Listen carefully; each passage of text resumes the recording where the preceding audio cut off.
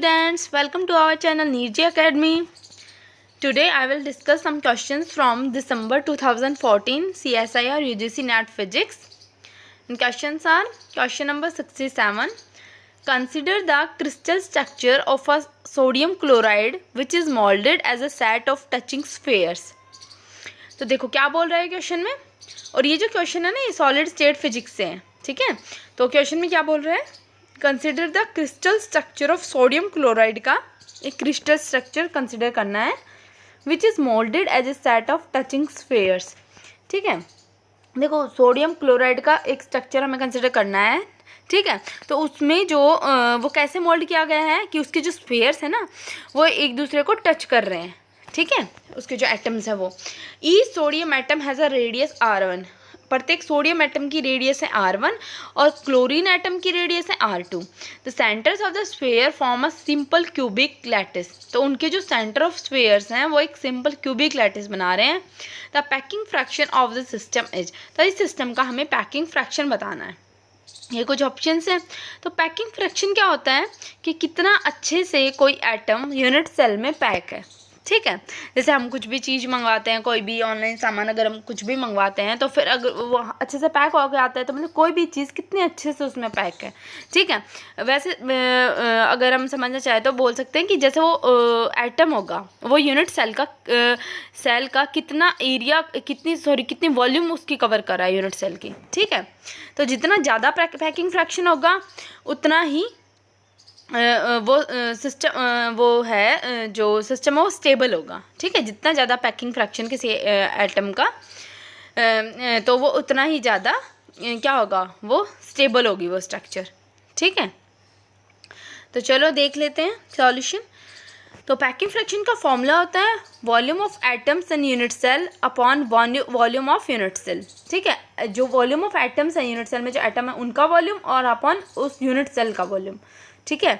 तो यहाँ पे देखो हमारे जो यहाँ पे देखो मैंने डायग्राम शो किया है कि ये अपनी ये यूनिट सेल, तो इसमें जो देखो ये जो स्फेयर्स ये बोल रहा था टचिंग स्फेयर्स हैं, तो इनके एटम देखो ये यहाँ पे एक दूसरे को टच कर रहे हैं, ठीक है। और ये R1 रेडियस है, ये R1 है रेडियस और ये R2 है, ठीक है। जो R1 थी वो किसकी थी, सोडियम एटम की रेडियस, और R2 क्लोरीन एटम की, ठीक है। तो ये एक दूसरे को टच करे, बिल्कुल भी स्पेस नहीं है इनके बीच में, ठीक है। तो सिंपल क्यूबिक लैटिस कांस्टेंट ए क्या आ जाएगा हमारे यहाँ से, ये जो ए है ये क्या आ जाएगा R1 प्लस R2, ठीक है। क्योंकि R1 प्लस R2 करेंगे तभी तो हमारे पास ये ए आ जाएगा, ठीक है। तो ये हो गया R1 plus R2। Packing fraction क्या हो गया, volume of an atom plus volume of chlorine atom और अपॉन यूनिट सेल का वॉल्यूम कितना है भाई, क्यूब है तो क्यूब का वॉल्यूम ए क्यूब, ठीक है। तो वॉल्यूम ऑफ सोडियम एटम की वॉल्यूम और क्लोरीन एटम की वॉल्यूम दोनों एटम्स के वॉल्यूम को सम कर देंगे, ठीक है। तभी तो आएगी ना वॉल्यूम ऑफ टोटल एटम्स की वॉल्यूम यूनिट सेल में। तो देखो ये जो है क्या है, ये FCC स्ट्रक्चर होता है सोडियम का, ठीक है।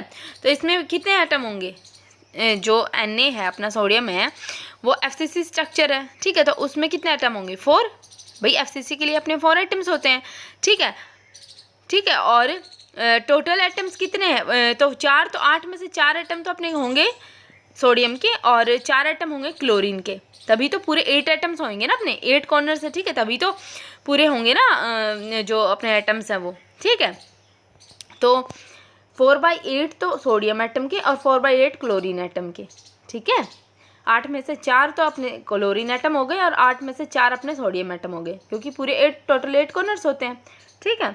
और 4 क्यों हुए, क्योंकि FCC स्ट्रक्चर है, ठीक है। तो 4/8 इंटू, और एक एटम का वॉल्यूम क्या होता है, एटम क्या होता है स्फेयर का वॉल्यूम क्या होता है 4/3 पाई R क्यूब, तो 4/3 पाई R1 क्यूब सोडियम एटम के लिए और 4/3 पाई R2 क्यूब क्लोरीन एटम के लिए, ठीक है। तो ये हो गया 4/8 इंटू 4/3 पाई R1 क्यूब प्लस 4/8 इंटू 4/3 पाई R2 क्यूब अपॉन ए क्यूब, ए की कितना है अपना R1 प्लस R2, तो R1 प्लस R2 का क्यूब, ठीक है। अब इसको यहाँ से सोल्व करा तो 2 ये हो गया 4 2 से 2 2 से 4, तो ये हो गया 2/3 पाई R1 क्यूब प्लस 2/3 पाई R2 cube upon R1 plus R2 का क्यूब, ठीक है। अब 2/3 पाई कॉमन ले लिया तो अंदर क्या बचा, R1 cube plus R2 cube upon R1 plus R2 का क्यूब, ठीक है। तो यही है अपना आंसर 2/3 पाई R1 cube plus R2 cube upon R1 plus R2 का क्यूब। हाँ, तो देखो अपना ऑप्शन 2 इज़ करेक्ट, यही है ना, 2/3 पाई r1³ प्लस r2³ अपन r1 प्लस r2 का क्यूब, ठीक है। तो ऑप्शन 2 इज़ करेक्ट, ठीक है। तो चलिए देख लेते हैं हम नेक्स्ट क्वेश्चन। यह क्वेश्चन नंबर 71, ये भी सॉलिड से फिजिक्स से ही है। तो क्या है, a superconducting ring carries the steady current in the presence of a magnetic field B normal to the plane of the ring.